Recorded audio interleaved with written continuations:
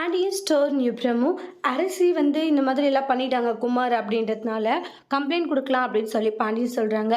என்னங்க சொல்கிறீங்க? ஆமாம் குமதி, நான் அவன் மேலே கம்ப்ளைண்ட் கொடுக்கலாம் தான் முடிவெடுத்திருக்கேன். அரசி நம்ம ஸ்டேஷனுக்கு போகலான்னு சொல்லிட்டு ஸ்டேஷனுக்கு கூட்டிகிட்டு போகிறாங்க. என்ன விஷயம் சொல்லுங்கள் சார். எதிர்த்து வீட்டில் இருக்கிற அந்த குமார் வந்து கல்யாணத்துக்கு முந்த நாள் வந்து என் பொண்ணை கடத்தி கூட்டிகிட்டு போயிட்டு ஒரு இடத்துல அடித்து வச்சுருந்தான் சார் அப்படின்ட்டு நடந்த எல்லா விஷயங்களுமே சொல்கிறாங்க. என் பொண்ணை ரொம்பவே கொடுமைப்படுத்தியிருக்கான், டார்ச்சர் படுத்தியிருக்கான். இந்த கம்ப்ளைண்ட் எடுத்து விசாரணையை நீங்கள் ஆரம்பிக்கணுன்றாங்க.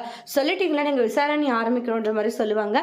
அதே மாதிரி பார்த்தீங்கன்னா குமாரோடைய வீட்டுக்கு வராங்க. போலீஸ் இருந்துட்டு எல்லாம் சாப்பிட்டுக்கிட்டு நேரத்தில் குமார் இங்கே யார் அப்படின்னாங்க. என்னுடைய பையன் தான், சொல்லுங்கள் அப்படின்னு சக்திவேல் சொல்கிறாங்க.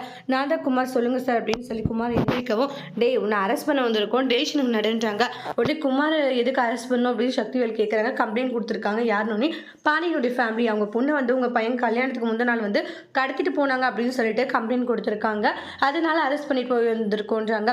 சார் அவங்க தான் ஏதோ தேவையில்லாத புரியாமல் பேசுகிறாங்கன்னா நீங்களும் சார்ன்றாங்க. அவங்க தேவையில்லாத பேசிட்டு இருக்காங்க. இங்கே பாருங்கள், எங்களுக்கு கம்ப்ளைண்ட் வந்தால் அதை எடுத்துக்கிறது தான் எங்களுடைய பொறுப்பு. அதை விட்டு நீங்கள் வந்து கம்ப்ளைண்ட் எடுக்க வேணாம்னால சொல்லக்கூடாது, ஸ்டேஷனுக்கு நடுங்கன்ற மாதிரி சொல்லிட்டு இருக்காங்க. இந்த பிரச்சனை எப்படி சமாளிக்கிறதுன்னு தெரியாமல் ரொம்பவே கஷ்டத்தில் இருந்துட்டு இருக்காங்க. குமார் அரெஸ்ட் பண்ணி கூட்டிகிட்டு போகிறாங்க. அவங்களுடைய அம்மா ஒரு பக்கம் ரொம்ப ஃபீல் பண்ணி என் பையனை விட்டுருங்கன்னு அழுகுறாங்க. சென்னையில இருந்து அரசியுமே இதை பார்த்து ஃபீல் பண்ணுறாங்க. குமாரும் கோமதி வெளியே நின்று சிரிச்சுட்டு இருக்காங்க. அதோட இந்த ப்ரமோ முடிச்சிருக்காங்க. தேங்க்யூ.